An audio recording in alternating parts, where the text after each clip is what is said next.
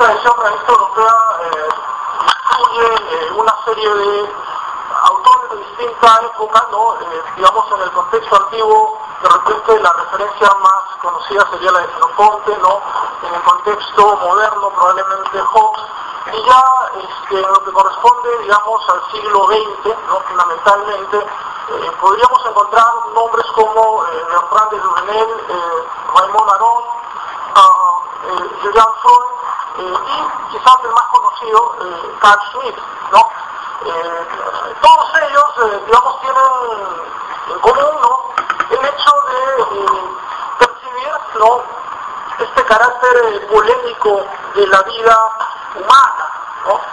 Y en realidad esta lectura que realizan ellos sobre lo que significa la vida humana, ¿no? Parte, creo yo, en principio, ¿no? De una visión bastante completa de lo que significa la naturaleza humana, ¿no?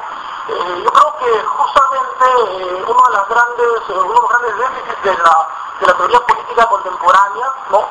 Y de la ciencia política actual, evidentemente, ¿no? Es esta ruptura, ¿no? Que se ha dado en relación a lo que es realmente la filosofía política y lo que significa, por ejemplo, el que la filosofía política partía siempre, ¿no? De buscar comprender la esencia humana, ¿no? Y la naturaleza humana, ¿no?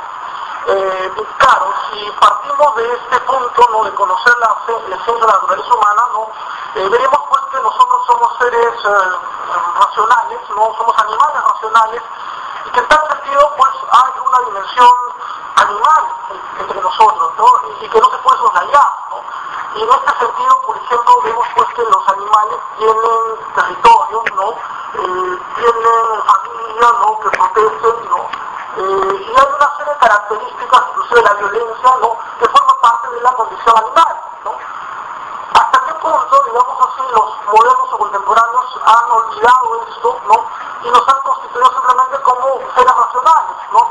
Excluyendo entonces esta dimensión animal, este espacio, digamos, de la violencia que forma parte de lo que llamaría la esencia humana, ¿no? Para no hablar de condición humana y pensar, digamos, en esta buena autora que es, bueno, muy afín quizás a Gonzalo, ¿no? Hannah Arendt.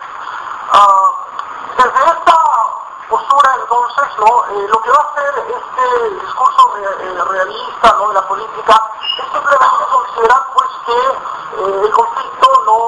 Inclusive la guerra, ¿no? Que es una forma de conflicto, ¿no?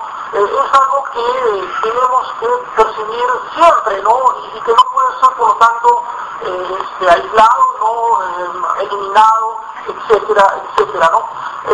A partir de eso ya es que empezamos nosotros justamente a considerar algunas definiciones, ¿no? Claro, aquí la más conocida seguramente es la definición de Carl Schmitt, ¿no?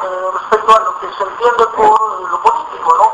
Y como ustedes me imagino ya habrán leído, ¿no? El concepto de lo político, sabrán que él considera, ¿no? Que lo que distingue a lo político es la diferencia entre amigo y enemigo, ¿no? Y que justamente esta distinción entre amigo y enemigo es tan antigua como el hombre, ¿no? Vale decir que esta distinción es anterior al Estado, ¿no? Y probablemente si el Estado desaparece, no como lo entendemos del siglo XVI, entonces va a continuar la distinción entre amigo y enemigo, ¿no? Y quizás un poco de alguna pensaría que la única forma, ¿no? En la cual esta distinción entre amigo y enemigo desapareciese en el mundo, ¿no? Sería en la situación en la cual fuésemos objeto de algún ataque extraterrestre, ¿no? Por decirlo así. Porque ahí, claro, ahí, digamos, aparecería la humanidad como un conjunto, como una unidad, ¿no? Y que se opone a los extraterrestres que serían los enemigos, ¿no? Pero mientras que no se demuestre la existencia extraterrestres, ¿no? O una futura invasión de ISIS, entonces pensaríamos que lo político se va a mantener, ¿no? Como ha estado siempre y que va a seguir siendo entonces una práctica natural. Esta distinción entre amigo y enemigo, sin embargo, tiene algunos aspectos que hay que contemplar, ¿no? Una de las cosas que siempre hay que mencionar, ¿no? Que a veces los críticos de Smith no destacan, es esta clara distinción que se hacía, ¿no? Que se hace entre lo que significa el concepto de enemigo público y enemigo privado, ¿no? El enemigo, en términos smithianos, es el enemigo público, ¿no? Por lo tanto, el enemigo se combate, ¿no? Pero eso no significa que el enemigo tenga que ser, digamos, objeto de desprecio, ¿no? E inclusive de excluirlo de la condición humana, ¿no? Porque claro, si nosotros no hacemos esta división entre enemigo público y privado, ¿no? Lo que va a ocurrir normalmente es que el enemigo se considere inclusive a alguien que no corresponde a la categoría humana, ¿no? Claro, nosotros a veces como varios enemigos aparecen en esas condiciones, ¿no? Un ser que no es humano, ¿no? Y que por lo tanto, pues, podemos hacer cualquier cosa, ¿no? O en su efecto también puede ser que se objetiviza al enemigo, ¿no? Esto se convierte en una cosa y por lo tanto también puede ser fácilmente eliminado, ¿no? O sea, es como si estuviésemos pues hablando de golpear una piedra, ¿no? O qué sé yo, pues, o destruir un pedazo de madera, etcétera, ¿no? Entonces, en el caso de Schmitt, decía que quedaba claramente establecido que el enemigo era público y se le combatía, ¿no? Porque obviamente el enemigo aparecía como un colectivo que se oponía a otro colectivo, ¿no?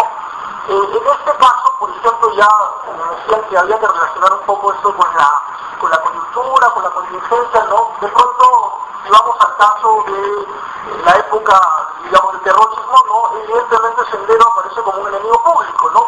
Y tendría que ser combatido y derrotado, ¿no? Pero, evidentemente, no siempre, digamos, sobre todo para los críticos, no parecería ser viable esta distinción o separación entre enemigo público o enemigo privado, ¿no? En todo caso, ¿no? Decía, Schmitt sí estaba, digamos, convencido, ¿no? De que esto tenía que plantearse de esa manera, ¿no?